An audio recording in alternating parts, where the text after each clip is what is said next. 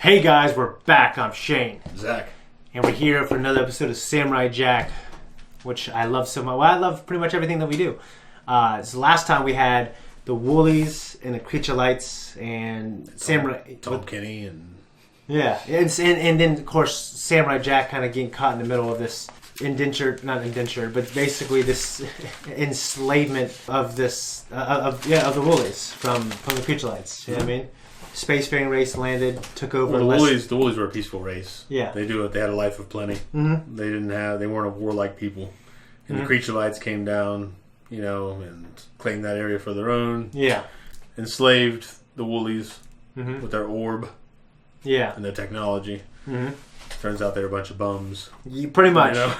So, and then Samurai Jack helped them help themselves too. Pretty much, yeah. He freed them. He did, and after that, helped them. Yeah. Yeah, after that, like Jack didn't do all the work; they were kicking ass, man. Yeah, they were, and that was cool. We love the art. Pretty pissed as well. And that's pretty much it. I'm ready to jump into the next one. If you are. Yep, this is episode 5, Jack in Space. Jack in Space. Where does he? Oh shit! Exploding arrows.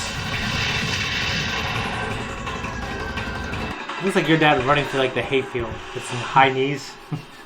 Bob!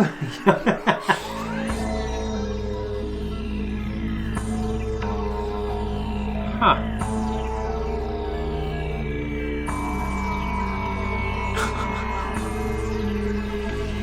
Kind of looks like Dexter.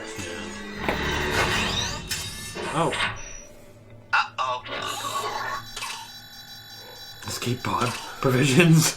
Corn. Not a label. Judgment extermination. Well, that's not good. You have been found guilty of breaking Aku Law 101 and 203. Your punishment is extermination.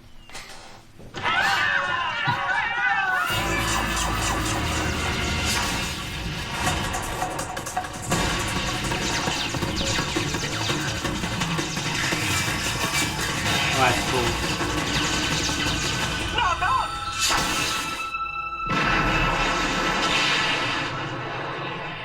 Went to space, right? Well, according to my calculations, our chances of escaping are now 6,352,271 to 1. Oh no! After all these years, to go back to work for Aku, I can't do it! Calm yourself, Frederick. Gentlemen, the orbital guard has begun to close in around our escape route. That's not good. On one hand, we have to trust a stranger to battle for the fate of our future. On the other hand, the inevitable capture by Aku and a lifetime of slavery. Ugh. I say we give the stranger a shot. This is all pointless. He probably wouldn't even do it. Wait. Even do it.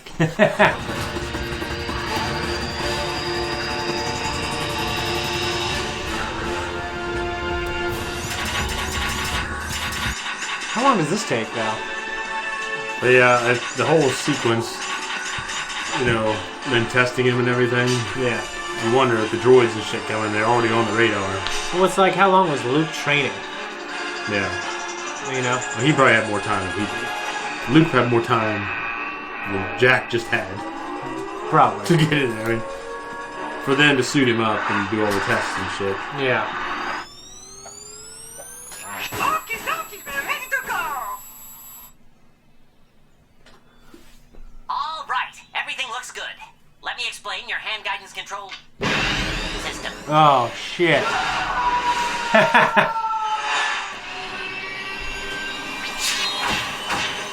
That's pretty cool.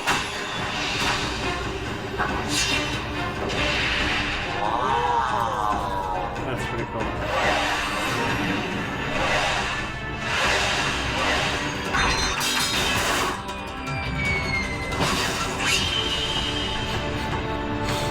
That's awesome. No more Aku robots. Yeah, no more Aku. Oh. Let's say this is the rocket. If you get into the escape pod at the nose of the ship and jettison when we hit sublight speed, that should put you faster than light. Which will easily send you back to your own time. This will work? I just skipped a few steps there. Yeah. That's what it sounds like to me. Yeah, but, you know. I think seeing liquid in his face would be just interesting, you know? Trying to drink it out of the air. Good luck, Jack. Thank you.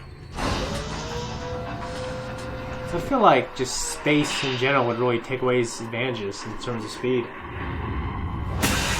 Ugh. Jack, they're digging into the hole. Ugh. That's terrible.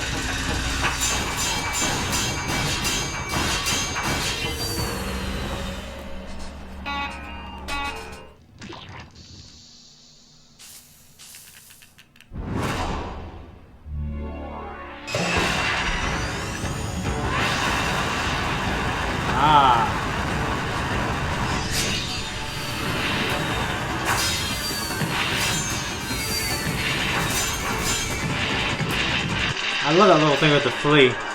Tick. The fuel level's dropping. What's going on, Jack? Mosquitoes now. What the fuck is that? Sucking the fuel out.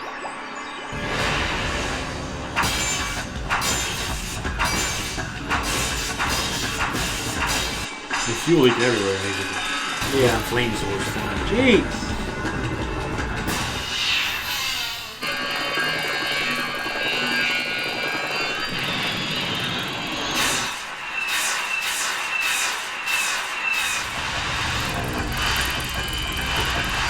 Jeez. Arrows.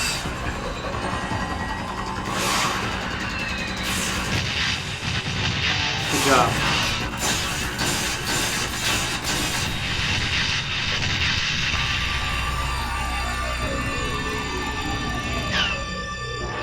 Get the hell out of there. Initiate the countdown. But what about Jack? Darn it, there's no time.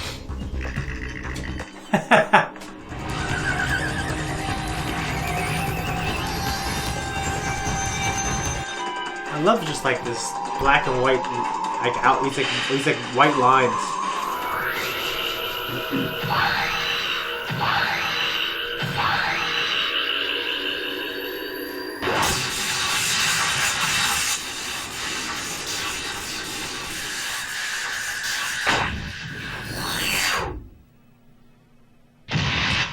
Oh, that's cool.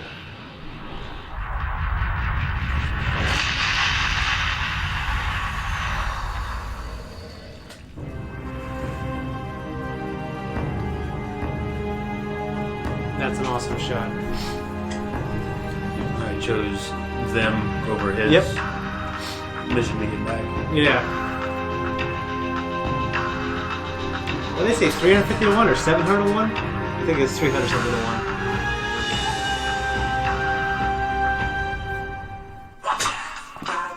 It looked like Jack, you know, with the best intentions, he defended those people against Aku's robots. He chose the honorable thing to do. Yeah. Instead of, selfishly in his mind, which you'd think it would be pretty unselfish if he. I mean, it would kind of, be a win-win if he went back to his own time and killed Aku.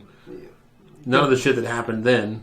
Good point. Would have happened. The idea that he has these huge, like, battle robots going around, like, to basically police the world, police the galaxy. Yeah. So the robots pass judgment on these people who are breaking 2 or 3 different laws, 2 or 3 of Aku's laws. Yeah, they're programmed to. They're basically kind of like the judges in Judge Dredd. Yeah. Where they can make. Which I haven't seen. They have some autonomy. Okay. You know what I mean? Like they can make their own decisions in the field. Okay. They're programmed to know what laws. Like don't 007. They don't have to check back with anybody. Okay. Well, the idea that arbitrarily. Okay. That's what I'm looking for. They can arbitrarily just say, "Oh no, you're breaking the law." Yeah.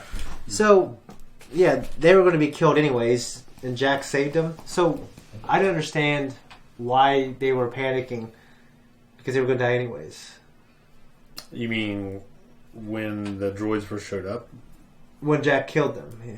When Jack killed the droids. Yeah. When Jack chopped up the heads of the judge, like the droids that gave judgment, and basically said, "Oh, now you've doomed us. Now our chances of survival are even less." I mean, it's just kind of damned if you do, damned if you don't. Okay. Obviously, those fucking things would have destroyed everything they had. They could have escaped with their lives and tried again. Okay. And maybe that's what they mean. Yeah. But that's my take. Basically, after that, they trained him to go to space, just like Armageddon.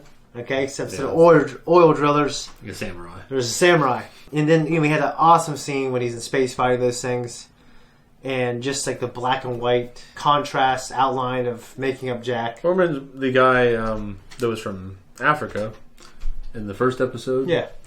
Well, that black and white contrast really made that character stand out. And with Jack, it's the same way. Yeah. He goes outside of the shuttle and his suit turns black, and that all the defining features are outlined in white. Yeah, it was And really it's cool. cool. It makes it pop, you know. And then we get to see his thought process. He's destroying these droids, but their heads are still stuck in. And then he thought back to like having a tick on the body and burning him. Yep. And that was really cool. And of course, he used the fire from his jetpack or his flame. Even though we know there's no fire in space, but that's whatever. It's still cool. It's a cartoon. Yeah, For like, kids. yeah. For kids at the time. It was for kids. So, you know. Well, yeah. I mean, It's you know, not. a lot of space, like Star Wars, we know. Like, I don't think we knew that then, or maybe no. I'm sure we did, but we didn't change that. We still have fire in space. We have things explode. We have the Death Star explode. There's fire in space in sci-fi and lots of sci-fi. So. Yeah, that's true. Yeah, and just the different designs they had. So they had the ticks, they had the mosquitoes, and then they had the bees. And they came together and made this big super freaking Power Ranger one. Yeah. Made this huge gun. Beezord. Yeah. And then, of course, Jack chose to help those people to ensure that 100% that they would get back, they would get away. Mm-hmm. Yeah, he chose the honorable thing. Yeah. Instead of, like, it's what he thought was the honorable thing, you know. Mm-hmm. And by doing that, like you said, choosing the honorable thing, he screwed himself over. He did. Even though, I wasn't even thinking about him going back in time. Yeah, I wasn't even thinking about that, Yeah, actually. 'cause he went back in time and destroyed Aku, and Yeah. they wouldn't need to escape. Good point. But See, Back to the Future, they just leave. You haven't seen it, or you don't I remember haven't it. seen all of it. Yeah, so there's a point where they leave this very vital, important character on this porch. Like, what about Jennifer? Like, we're gonna go back and change the past anyways. This ain't gonna happen. And they leave her just exposed in this terrible place. But So Doc Brown just didn't do the honorable thing. He's a scientist. He's probably certain that, hey, we're gonna go back and change the past. Right? Yeah, but still, I mean, I don't know. I haven't seen it, but Yeah. just a thought. Well, the tone's different, Yeah, I know. It'd be fine. Yeah. And just once again, I'm blown away by the art style. And just The art style is what remains constant in this. Mm-hmm. You know. I just never get bored with it. I could just stare at it all the time. Like you said, it's a painting. We had the shot at the beginning. Well, the beginning was artistically speaking, was the best part. Yeah, Him wandering through the woods. Yeah, him wandering through the woods is just great. I just watched that man wander through the woods for half an hour with no dialogue and no story. Wouldn't need it. Yeah. Like, It's just a samurai walking in the woods. It was good enough for me. I tried doing that, and it wasn't as cool. You know what I mean? No, it's not. I didn't look as Japanese. You know what I mean? You know, when a guy like me does it, it's like a fucking bum walking in the woods. Yeah, It's like, who the fuck's this guy? If you're even wearing anything that is green or brown, you're just gonna look like a hunter. You know? So, You know what I mean? but the voice talent though in this episode, we had Jeff Bennett, who did some collaboration with Tartakovsky in earlier works with Dexter's Laboratory. He also, and I think he was in Powerpuff Girls too. Okay. And I believe he did some work on the Star Wars Clone Wars micro series. Okay. But he was also in like Legend of Korra and a lot of other animated features that I'm not going to go into here. But The Shining, I mean, we also had Tom Kenny, who was the idealist. He was the young kid. Yeah. That said his age wasn't important. Mm-hmm.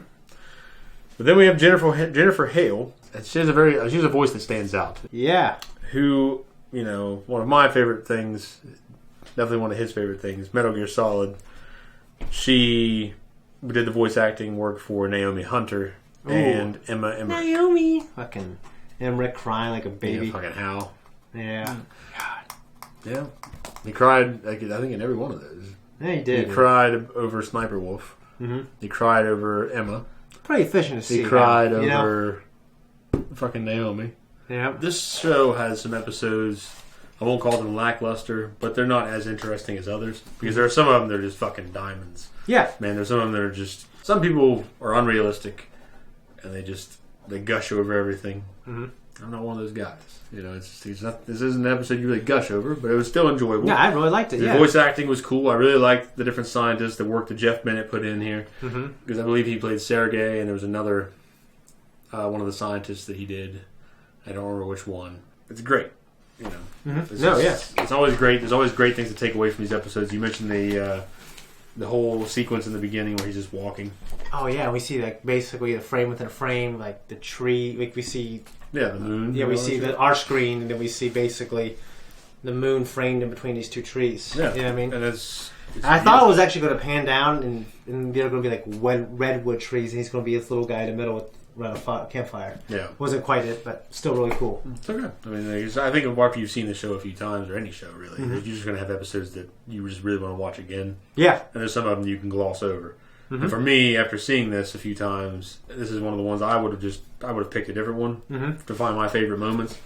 But some people can just watch right through and watch all of it. When I watch a series, okay. I watch every episode. I don't.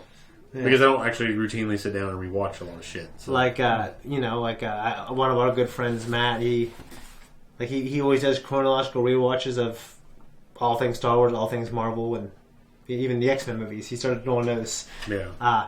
And he watches, some of the ones that, in my opinion, aren't that good. Yeah, I mean, like Thor 2 and like Captain Marvel, and he just watches them. Yep, they're on the timeline. I'm watching.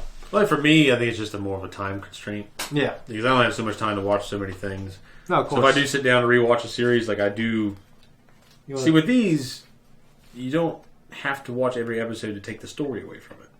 When I sit down to watch a TV series like Fargo, every episode connects the story. Well, you have to watch that. Yeah, that's what I'm saying. So I can do that usually and enjoy it, but with these, I like to skip and find my favorite moments.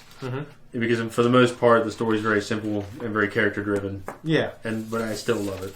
So of course, just different.